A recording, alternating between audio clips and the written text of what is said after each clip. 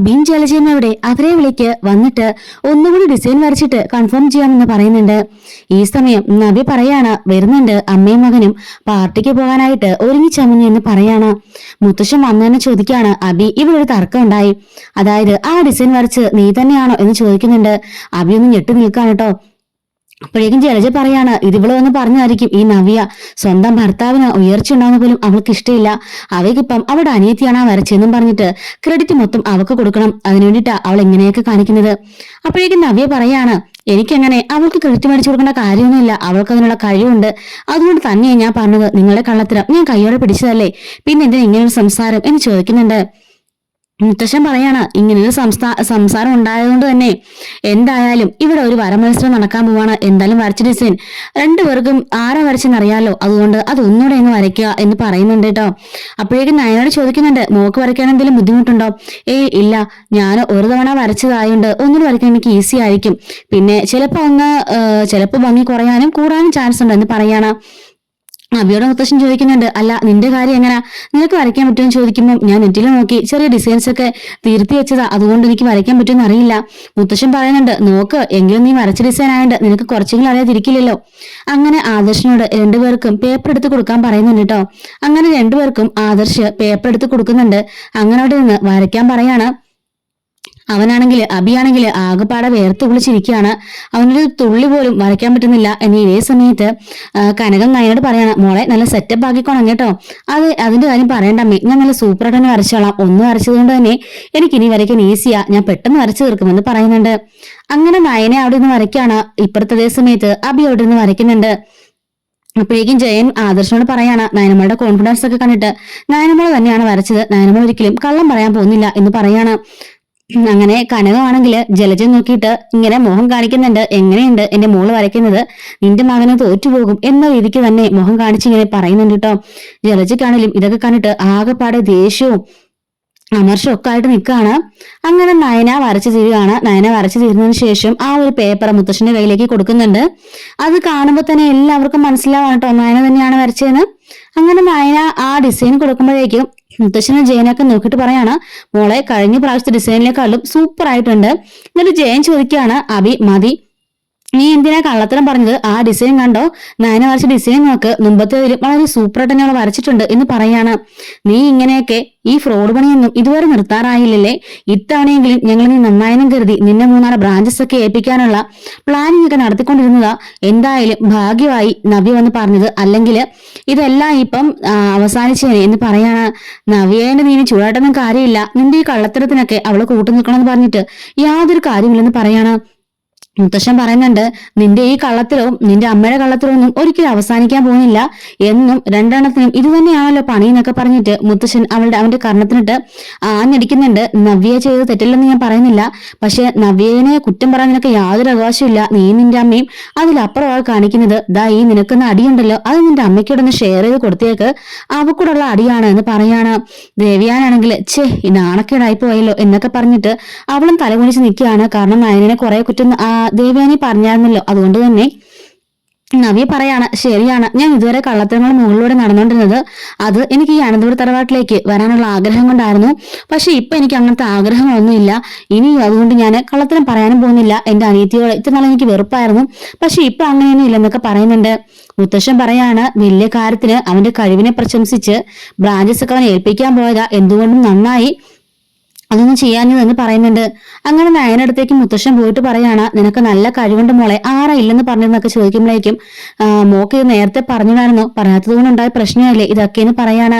നവ്യ പറയാണ്, നയന പറയേണ്ടെന്ന് പറഞ്ഞത് വേറൊന്നും കൊണ്ടല്ല മുത്തശ്ശ, ആദർശേട്ടൻ ആദ്യം തന്നെ പറഞ്ഞു നയനയ്ക്ക് അതിനുള്ള കഴിവൊന്നുമില്ല, അതുകൊണ്ട് തന്നെ അവളോട് അതൊന്നും ചെയ്യണ്ടെന്ന് ആദർശേട്ടൻ തന്നെ ആദ്യം തളർത്തിയത്, അതുകൊണ്ടാണ് നയനയ്ക്ക് അത് ചെയ്യാൻ പറ്റാഞ്ഞേ എന്ന് പറയുന്നുണ്ട്. മുത്തശ്ശൻ പറയാണ്, കണ്ടില്ലേ ആദർശേ, നിനക്ക് കിട്ടിയ ഭാഗ്യമാണ് നയന, അതുകൊണ്ട് അവളെ ചേർത്ത് പിടിച്ചോണം, ഒരിക്കലും അവളുടെ കൈവിടരുത്, നമ്മുടെ തറവാട്ടിലേക്ക് കിട്ടിയ ഐശ്വര്യം തന്നെയാണ് നയന എന്നൊക്കെ പറഞ്ഞ് മുത്തശ്ശൻ അനുഗ്രഹിക്കുന്നുണ്ട്. എന്നിട്ട് പറയാണ്, ഇന്നത്തെ പാർട്ടിക്ക് അവകാശി നയനയാണ്, അതുകൊണ്ട് നയന എത്രയും പെട്ടെന്ന് പാർട്ടിക്ക് ഒരുങ്ങിക്കോ, നിങ്ങൾക്കുള്ള ശിക്ഷ രണ്ടുപേരും പാർട്ടിക്ക് വരണ്ട എന്ന് മുത്തശ്ശൻ പറയുന്നുണ്ട്. നയന പറയാണ്, എന്തായാലും ഇന്ന് വേണ്ട മുത്തശ്ശ, അടുത്തൊരു ദിവസം പോകാമെന്ന് പറയുന്നുണ്ട്. നയന അങ്ങനെ സിറ്റൗട്ടിൽ നിൽക്കായിരിക്കും. ഈ സമയത്ത് ആദർശ് അങ്ങോട്ടേക്ക് വന്നിട്ട് പറയാണ്, നീ ചെയ്തത് ചെയ്തത് വലിയ സംഭവമായിട്ടൊന്നും എനിക്ക് തോന്നുന്നില്ല എന്ന് പറയുമ്പം ആരുടെയും അപ്രിഷിയേഷന് വേണ്ടിയിട്ടൊന്നും അല്ല ഞാനത് ചെയ്തതെന്നും മുത്തശ്ശിന്റെ സന്തോഷമാണ് എനിക്ക് വലുത്, നമ്മുടെ കമ്പനിയുടെ ഉയർച്ചയും, അതുകൊണ്ടാണ് ഞാൻ ചെയ്തതെന്ന് പറയുമ്പം നിന്നോട് ഞാൻ പലതവണ പറഞ്ഞിട്ടുണ്ട് ഒരു കാര്യം മറച്ചു പിടിക്കാൻ പാടില്ല, സത്യം പറയണമെന്ന്. പിന്നെ നീ എന്താ പറയാനെന്ന് ചോദിക്കുമ്പോൾ അതിന്റെ മറുപടി ഞാൻ പറഞ്ഞു കഴിഞ്ഞല്ലോ, ആദർശേട്ടൻ തന്നെയല്ലേ എനിക്ക് അതിനുള്ള കഴിവില്ലെന്നൊക്കെ പറഞ്ഞത്. ഇനി ഞാൻ അത് ചെയ്തിട്ടുണ്ടെങ്കിൽ ആദർശേട്ടന് പെട്ടില്ലെങ്കിലോ എന്ന് കരുതി പേടിച്ചിട്ടാ പിന്നെയും എൻ്റെ ചേച്ചിയും അമ്മയൊക്കെ നിർബന്ധിച്ചുകൊണ്ട് മാത്രമാണ് ഞാനൊന്ന് ശ്രമിക്കാമെന്ന് കരുതിയത്.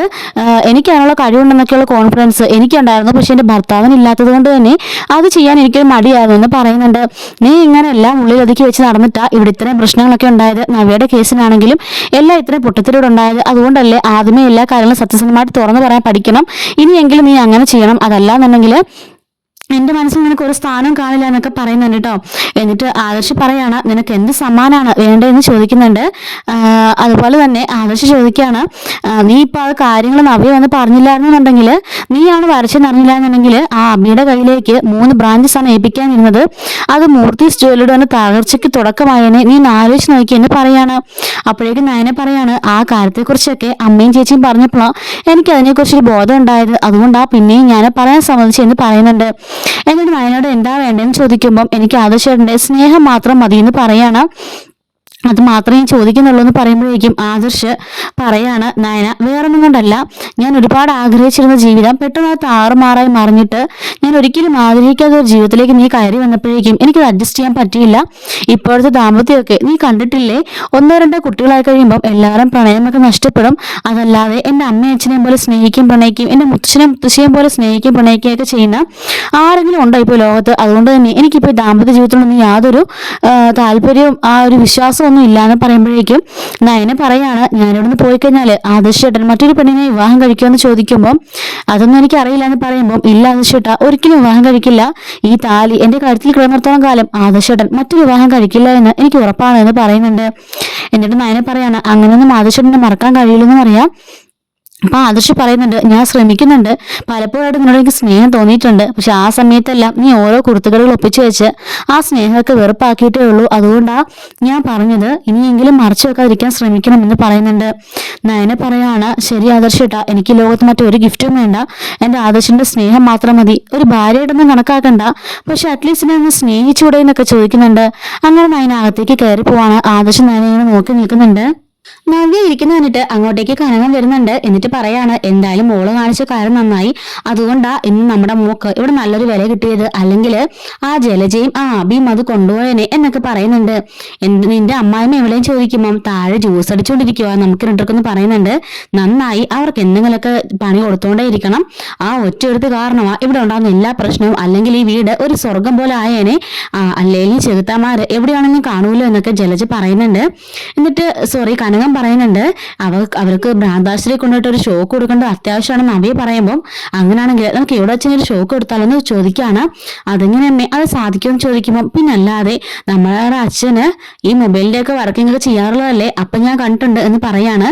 നമുക്ക് ചാർജറിലെ ചെറിയൊരു ഷോക്ക് കൊടുക്കാന്ന് പറഞ്ഞിട്ട് ചാർജർ ഊരിട്ടിട്ട് ആ ഷോക്ക് വെക്കുകയാണ്.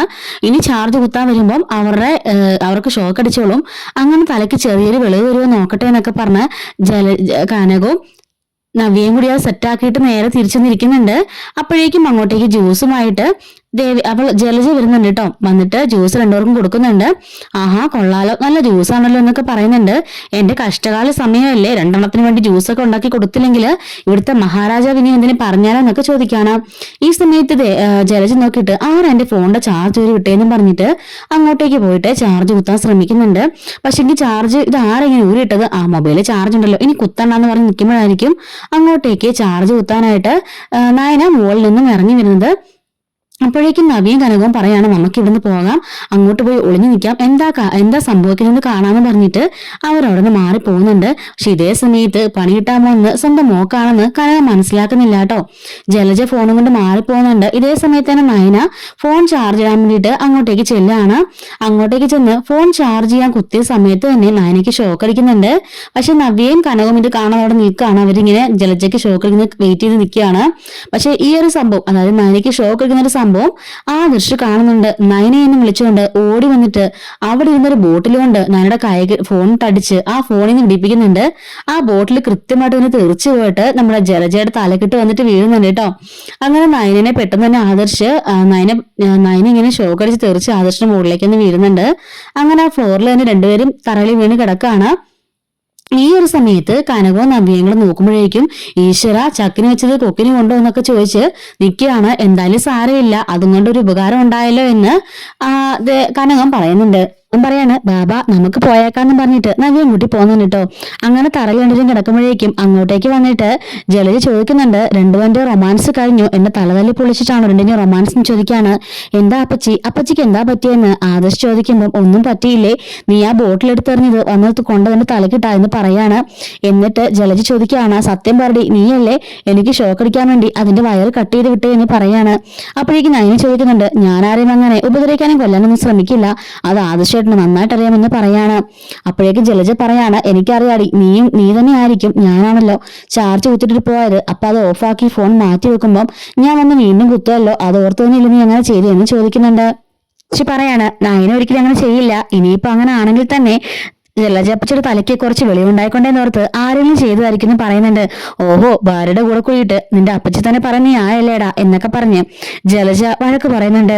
അങ്ങനെ ആദർശ് അവിടുന്ന് പതിയെ സ്കൂട്ടായി നയനയും കൊണ്ട് പോവാൻ കേട്ടോ. സപ്പോർട്ട് പിടിച്ച് നടക്കടാ എന്നൊക്കെ പറഞ്ഞ് അപ്പച്ചി ദേഷ്യപ്പെടുന്നുണ്ട്. എന്നിട്ട് തലയും തിരുമ്മിക്കൊണ്ട് ഇങ്ങനെ നിൽക്കുന്നുണ്ട് കേട്ടോ. അപ്പൊ ഇങ്ങനെയാണ് ഇന്നത്തെ സ്റ്റോറി വരുന്നത്. നാളത്തെ സ്റ്റോറിയൊക്കെ നമ്മൾ ഉടൻ തന്നെ അപ്ലോഡ് ചെയ്യുന്നതായിരിക്കും. മിസ് ആവാതിരിക്കാൻ ചാനൽ സബ്സ്ക്രൈബ് സപ്പോർട്ട് ചെയ്യണേ. Thanks for watching.